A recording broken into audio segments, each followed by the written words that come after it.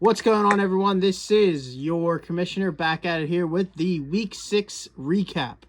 An eventful weekend, some great matchups, not too many injuries I can't think of, major ones.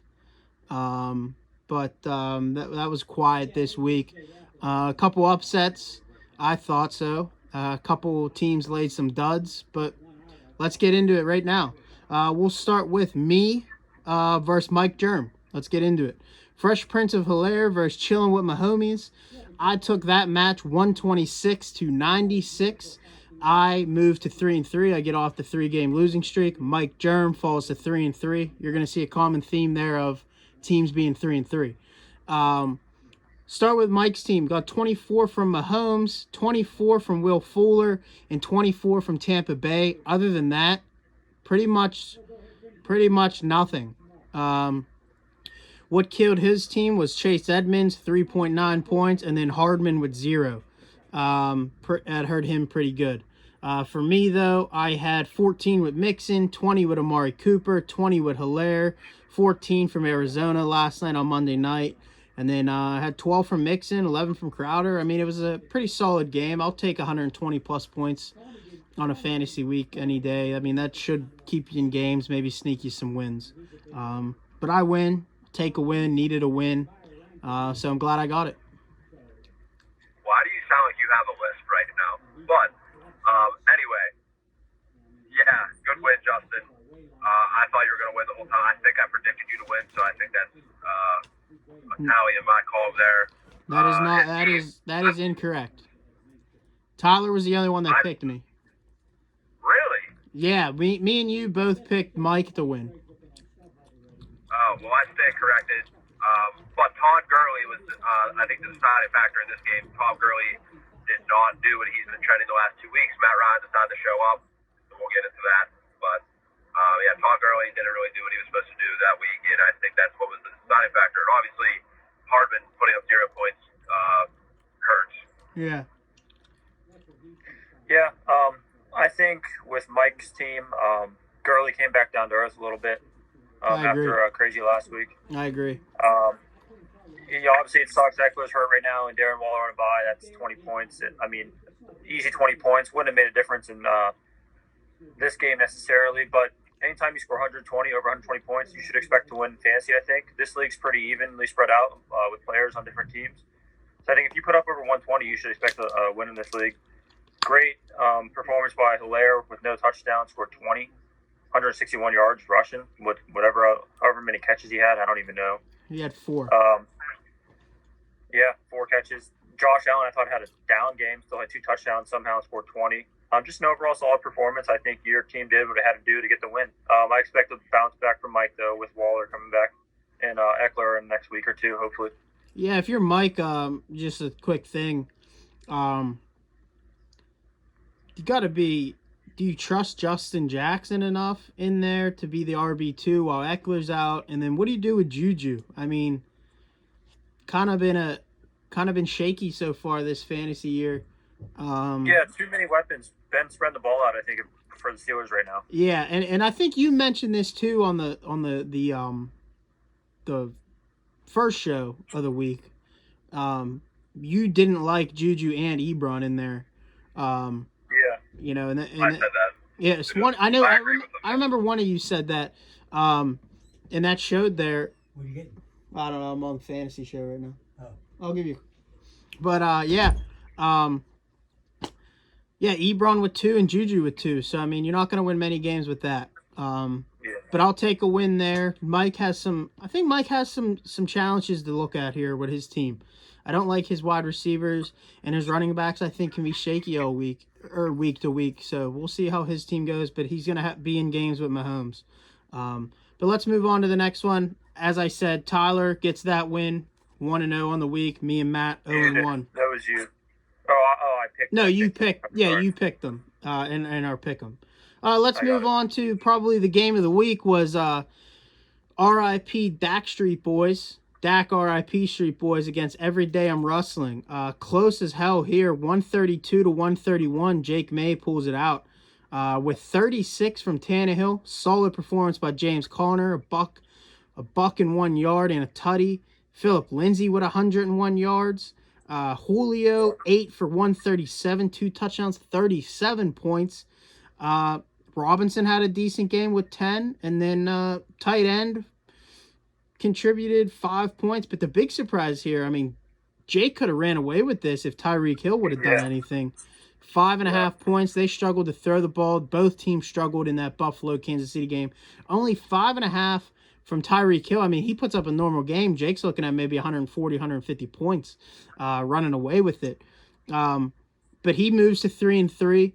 And on the other hand, Joey, or Joe, as he likes to go by, started off 0-1, won 2 weeks in a row, the high scoring. I mean, 175 points and then like 160. Three losses in a row, I think that is for Joey. He's now 2-4 on the year.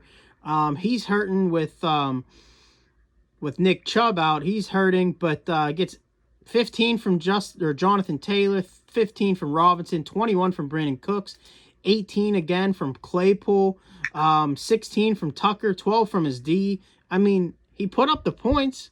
131 points, just was 1 point not enough. So he unfortunately gets the loss. That's got to be a tough week for him. With Lockett on a bye and Russ on a bye, and to come up 1 point short. I mean, you probably expected to lose, but you come that close, you'd like to win. Yeah, I was going to say, do you think it's a different outcome with Russell Wilson in that lineup? Yeah, absolutely. Yeah, I mean, Jared Goff put up 18, but you're probably looking at at least 10 points from Russ. Yeah, his minimum's 25. Yeah, so I mean, yeah, definitely different, but I mean that's what happens when you're on. Who do we pick in this? So in this one, Justin and Matt picked Jake May, and Tyler picked Joe. Joe. J-O-E, Joe. So Matt and I get a win there. Tyler. I apologize to Jake May for saying I'm not a fan of Ryan Tannehill. I stand corrected. He looks good. I said I felt bad for him for Dak, and then Ryan Tannehill goes out and puts 36 up. Yeah, I mean, So, 364, four touchdowns. A name change to have something to do with Ryan Tannehill at this point, because he is an elite quarterback this year in fantasy football. I mean, he's been awesome. He's been awesome. That was a really, really close matchup, though. That was awesome. Yeah, that's a good game. I mean, both tight ends didn't really do anything, and neither did their flexes. So those two positions kind of even out. Also with Joe, he didn't have Henry Ruggs, who went off against the Chiefs the week before. He was also on a bye too. I mean, that's another one that plugs into flex that could have made them run away with the game. Just a bad week for Joe in terms of buys. I think he'll be right back on top of things. Yeah, and then you look at Jake's team on the bench. I mean, he had Hayden Hurst with 15, Beasley with 14 on the bench. So I mean, he got some bench performance too, which is good to see. I don't want to take anything away from Jake's team. Jake's team's awesome. James Conner's been awesome. Ryan Tannehill, Philip Lindsay with no Melvin Gordon in there. Julio Jones finally proved that he could be number one on any given Sunday. Allen Robinson's been solid all year. Evan Ingram up and down, but Tyreek Hill could easily go up and put 20 any game. Put up 20 any game. So his team's awesome. Yeah. But let's move on here. Let's go to Cam Bildhauer versus Nick Scalos. Scalos pulled this one out, 114-98. Cam falls to 3-3. Kicker date. Yeah, Scalos moves to 3-3. I don't know what that. We'll start with Cam's team right there. I have no idea what happened. I'm not pointing blame or what. Maybe he forgot to hit save on the lineup and put him in. I don't know. I had nothing to do with it. I would have potentially maybe thought about letting him put the kicker in, but if you rewind to week 1, Scalos had Miles Sanders out, or had Miles Sanders in, and he didn't play. So, I mean, he puts his backup in, Ronald Jones. He gets a win week 1. You just can't do that. So I felt bad for Cam. I don't know what happened, but luckily he didn't lose by 11. He only lost by like 12, I think it is, 13. So it wouldn't have made a difference.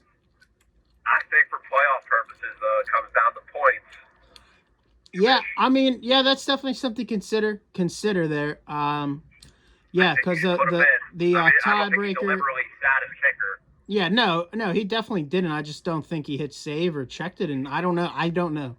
Um, but yeah, I mean, I know what you're saying. In an 8-team make playoff, and the standings are this close, and the tiebreaker does come down to points four.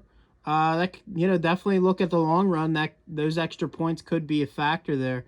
But for Cam, Mostert, I think, got banged up, only 9 points, 7 points from Jarvis Landry, 3 points from Cleveland. But on the bright side of things, George Kittle with another performance, 23 points. Galladay with 14, Mike Davis with 11. You'd like to see a little bit more from Stafford, but solid. He had James White on the bench with 15, Christian Kirk on the bench with 22. Yeah, that's a big one. So I mean that's a difference maker right there. You swap out Kirk for Landry, boom, Cam wins. But I mean, you got to score over 100 points. He does that with the kicker in. So what are you gonna do? For Skalos, 30 from Lamar, 26 from Ronald Jones. He's really emerged as the guy there. 13 again from CeeDee Lamb. As bad as Dallas looked, CeeDee Lamb and Amari Cooper put up some fantasy points. But the downside of Skalos' team, only 4 points from Cooper Kupp and 9 points from Hollywood Brown. 4 points from Mark Andrews. You'd like to see more out of those couple guys. I knew Lamar would go off this week. I thought maybe Andrews and Hollywood would be a little bit more involved, but they weren't. Chief gets a win, 114-98. In this one, me and Tyler both picked Nick Skalos to win. And Carter, you picked Cam. It makes no difference. I like Chiefs team, man. Aaron Jones, Lamar Jackson. I don't want to see a common trend though of every time Lamar Jackson goes off, it's because he's running the football and not throwing it to Marquise Brown or Mark Andrews. You'd like to see him throw touchdowns to get everyone on the team points. Chiefs team goes with the Ravens though. That's tough, man. I mean, for Chiefs to win, you got to think the Ravens got to put up 35 a game. Yeah, I agree. 20, 38, 25, 30. 35 a game for his team to win or do good, so they spread the ball out. DK was on a bye. That hurts him. I was going to say, I don't like his receivers that much, but DK's on a bye. DK's been pretty solid with Russell Wilson. Yeah, like you said, sucks for Cam. Mostert out at halftime with a high ankle sprain. Yeah. And he'll be fine once McCaffrey comes back, which shouldn't be too much longer. Yeah, I definitely agree with that. I mean, Mike Davis has filled the role. I mean, better than people thought, putting up McCaffrey numbers, so... You know, he's kind of had him, but at the same time, he isn't Christian McCaffrey. Yeah, McCaffrey brings a whole element of catching the ball. I think that Mike Davis might not be the best at, or not as good as McCaffrey at least. Yeah. Yeah. So good game, close game. Couple duds on the team, like Landry could have done better, Mostert could have done better, and then on Chiefs side, only 4 points from Cooper. That might be his lowest game this year. And Mark Andrews only with 4. But Chief pulls out the win, moves to 3-3. Cam falls to 3-3. Moving on here to bench stars, which is Paul versus Tom Cada. I think we all thought this is going to be a high scoring game. Yeah.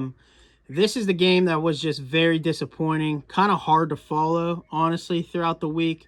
Paul gets the win, 102 to Tom's 92. Real low scoring. I mean, if you're Paul, you're happy you get a win. He got lucky in my mind. We'll start with Tom's team. Aaron Rodgers, 3.8 points. I mean, when has that happened? I mean, less than 5 points from Aaron Rodgers. Seriously. Yeah. I mean, that is... Well, it's not too often the wide receiver has more points than the quarterback. I mean, Adams had more points than his quarterback throwing to him. Yeah. I mean, his kicker had more.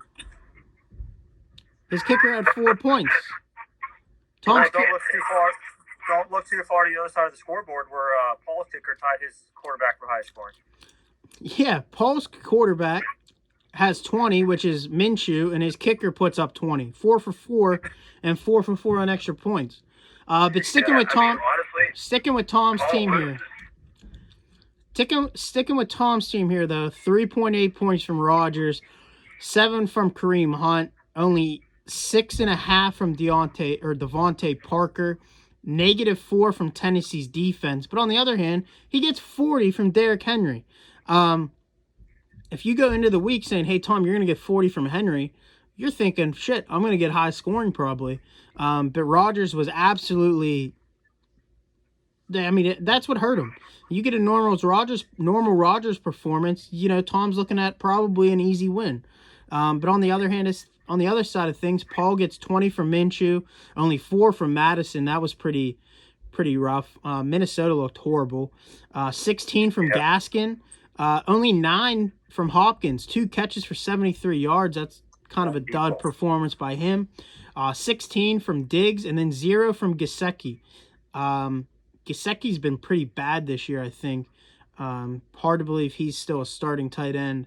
But 20 from the kicker. I mean, you say, hey, you're going to get 20 from your kicker. You're going to be like, oh, shit, I'm going to win this week. So, I mean, 20 points from your kicker gets a win for Paul. Paul needed that win like me. Both were on 3-game losing streaks, needed to see some sort of win. Paul gets a win, moves to 3-3. Tom falls to 3-3. Yeah, I owe the league an apology for this one. I picked Tom as the highest scorer of the week. Yeah. I picked Madison as the highest scoring player. Both couldn't have been farther off from the truth. Madison had 4 points. Tom had the lowest of the entire league. Yeah. Paul, I guess you could call it Gesicki's sophomore slump with 0 points. He's been horrible this year, but hard to call it a sophomore slump when you suck your rookie year too. Yeah. Had him last year, he was horrible. Yeah.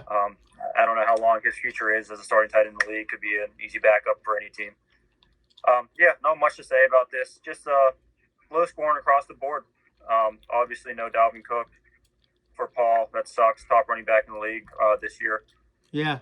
Just a tough week for both teams. I mean, not much to say. He can bounce back. Henry, that's about the peak of any running back right there. Yeah. Thank God he scored 40 because Tom's looking at a record low in the 3-year league history, scoring wise.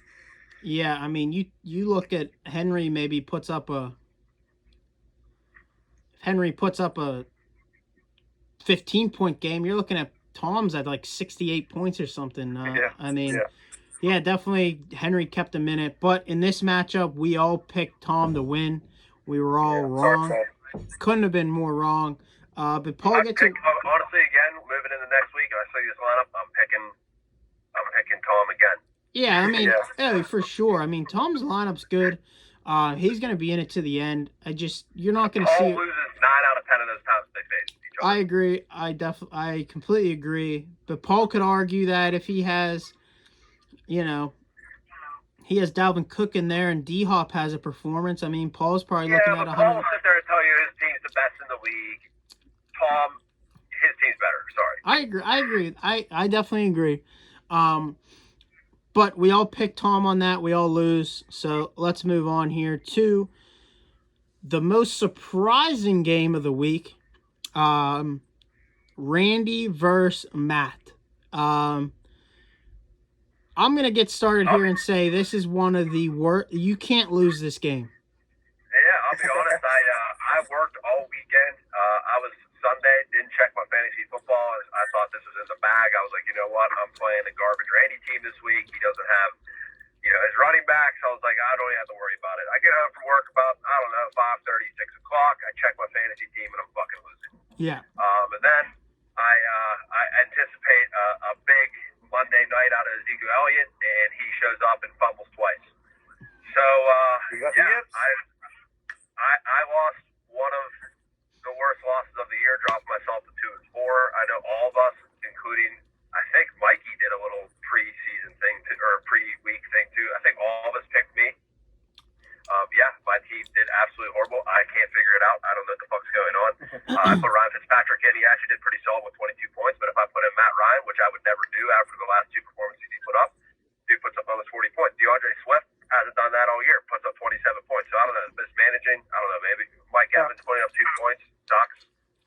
You would have never saw you in any scenario, no matter who you played this week. Exactly. I wouldn't have, and I said that. I wouldn't start DeAndre Swift. I wouldn't start Matt Ryan. So, they blew up my bench. Unfortunate. I wish it was others that blew up. Mike Evans putting up 2 points, and then Adam Thielen putting up 14 doesn't seem that bad, but if you look over to Justin I mean, it's just frustrating. It's frustrating as fuck. Like, why? I'm facing this dude, and he gets 2 touchdowns and 166. Yeah. I mean, that's really the deciding factor. He doesn't drop 39 points. I'm probably beating him. If he drops even 15, I'm probably beating him. Yeah. Just for me to go off this with Randy's team, decent performance from Brady, 18. Went with Dobbins this week with both his guys on the bench, 4 points. Frank Gore had 11. I mean, that's not horrible for Frank Gore.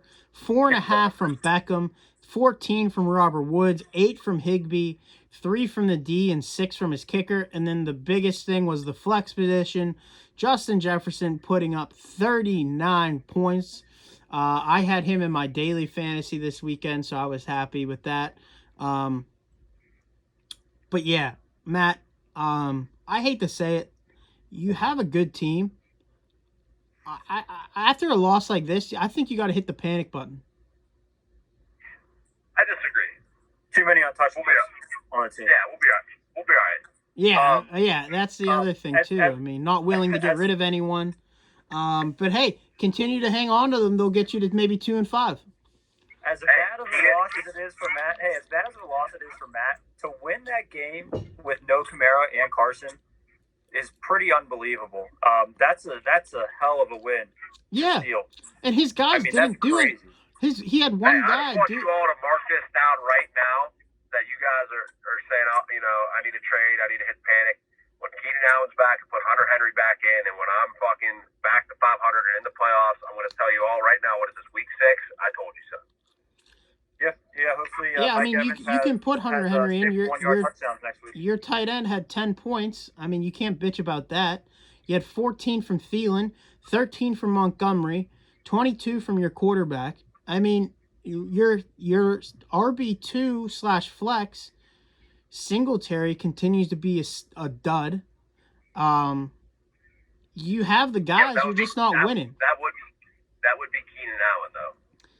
Yeah, but it ain't. He's on a bye, and if you want to play that factor, you take out J.K. Dobbins for Kamara and Frank Gore from Carson, and you're getting crushed. I'm saying in the future, though, you're saying panic. I'm not panicking. I will say though, the only thing about your team, Matt, is why I would probably hit panic, and I would probably, if I were you, I would 100% try to get rid of a wide receiver for something. When you have a lot of good one thing, you can get rid of it for another good. Yeah, you else. could definitely get a solid RB2 maybe. Yeah. But the thing about your team, you're 2 and 4, but the rest of the league is pretty much 3 and 3. So you're still in things, which is benefiting you because usually 2 and 4, you might have a couple 4 and 2 teams, but there's not. Everyone's 3 and 3, so you're still in it that way. But this was a have to win game with those guys out. It's an unfortunate loss for you, but an amazing win for Randy. That might just get his team rolling. I mean, he might throw off 4 wins in a row here and run away with the 1 seed. But we'll see. In this one, we all picked Matt to win. I mean, I think everyone, including Matthew Berry, would have picked Matt to win.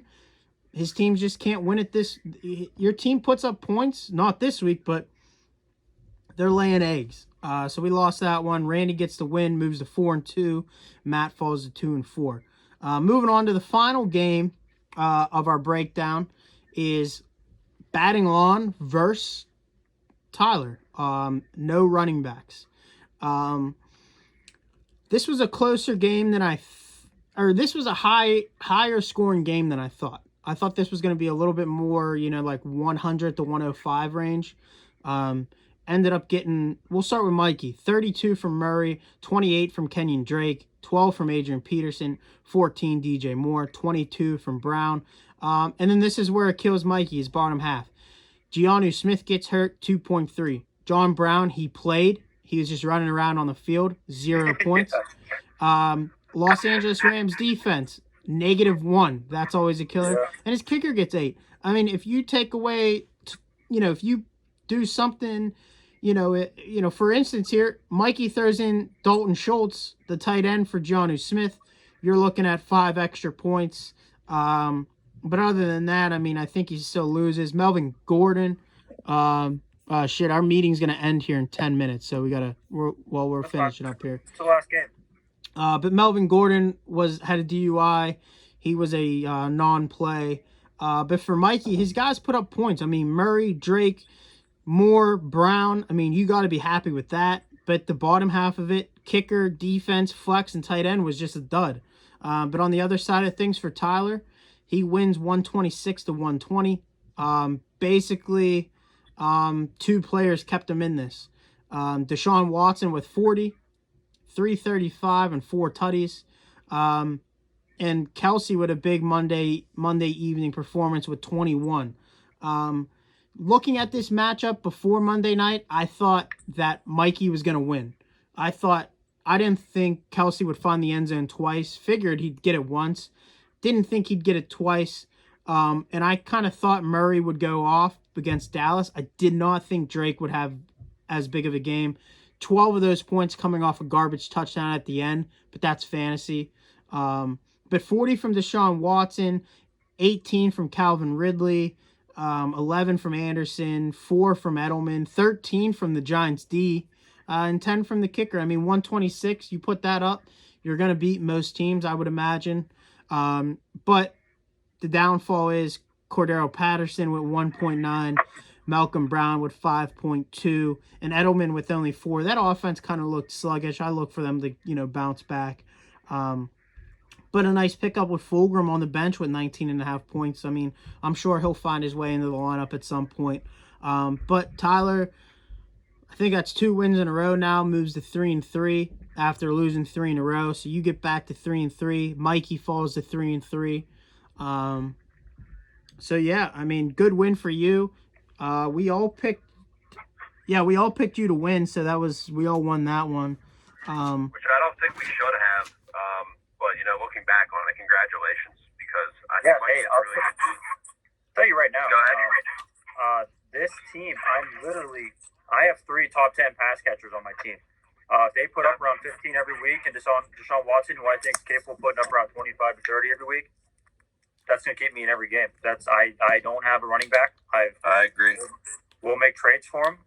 Hopefully Kelly comes back next week off the bye. Le'Veon Bell, when I get him back, I'm literally going to hope for 10 a week from him. That's it. I watch those games to see my guys catch the football. That's the only chance I have this year. Yeah. No, I agree, and I'm actually really, really happy because I said last week, no one wants Mikey to win, so congratulations, did your job. I don't know who faced them next week, but I think we're rooting forever who faced them next week as well. So good job. I got him. Oh, well, let's go, Justin. So let's just a quick recap here. We got like 6 minutes left until the timer runs out here. We only get 40 minutes because I'm not paying for Zoom. With only pass catchers, I would have beat 9 out of the 12 teams in the league this week. Wow. Yeah, pretty crazy. But Tyler went 3-3 this week in his picks. Justin, myself, I went 3-3, and Matt, you went 2-4 in your picks this week. Common thing. But yeah, it matches your record. But all right, matches all our records, doesn't it? But no, Matt's 2. Yeah, it does. Yeah, we're all 3-3. Matches all our records, yeah. But I don't know if I'm gonna put this show out tonight. Right after we're done, I'll upload it to YouTube and put it out. I'm gonna talk with Mikey, LB, me, him, and Tyler are gonna do a special show either tonight or tomorrow. We're gonna do pretenders or contenders. We're gonna look at everyone's team, where you're at right now, what we think of. Are you a legit contender to win it all, or are you a pretender? So I'm looking forward to that. I'm gonna start breaking that down now. Take a good consideration when you're looking at that is points put up this year. I look at that for sure.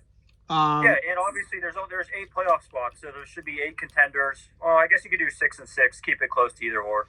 Around 6 contenders, 6 pretenders, because 2 are gonna make the playoffs and not really have a chance probably. So. Yeah. But if it continues to be close, I mean, you never know. But we're going to put out that show. Me, Mikey, and Tyler are going to do contenders and pretenders. So that should be fun. A little breakdown of each game. I already know one of my pretenders. It's going to be Mikey. So I'm looking forward to that. Couldn't agree anymore. more. Yeah, for sure. So I'm gonna break that down and go from there. But for next week, week 7. Can we do a poll tonight in the group meet that decides like who you'd like to win most? Obviously, yourself being first, and then you can vote on other people. I bet you Mikey gets last place. Hey, I mean, he doesn't lose many times in the regular season, so this is his second loss. This is his second loss in 2 years. Jake May beat him last year in the regular season. Tyler beat him in the regular season this year. Or Jake May beat him this regular season. Tyler beat him this season. And last year one was personal for my team. Don't forget. So I look forward to doing the contenders and pretenders. But for week 7 matchups, we got myself versus Mikey. I'm projected 127. Mikey's projected 112. You got Joey versus Mike Germanero. Joe projected 103.4. Mike projected 103.5. I'm not looking at any lineups or anything, so someone might be on a bye. I'm just reading off the schedule. You got Cam versus Dak Street Boys. Jake May. Jake projected 118. Cam projected 125. Tom versus Scalos. Tom 121. Scalos 95. Got Randy versus Paul. Randy only projected 74. I'm sure his running backs aren't even in there yet. Paul projected 128 though, so Paul might have a good lineup this week. And then Tyler projected 122 versus Matt. Projected 87. I'm sure he got some subs to do in there as well. So we got some good matchups. Even on a bye. Yeah, so we got some good matchups here. Look forward to breaking them down on Friday. Not sure who's going to be on the show. Talked with Mike LB, see if he wants back on. Maybe Paul on it. Yeah, maybe we'll get Paul on or something. We'll get him on, hear his crazy takes. But looking forward to it. We're going to get the pretenders and contenders out to you pretty soon. So I look forward to that.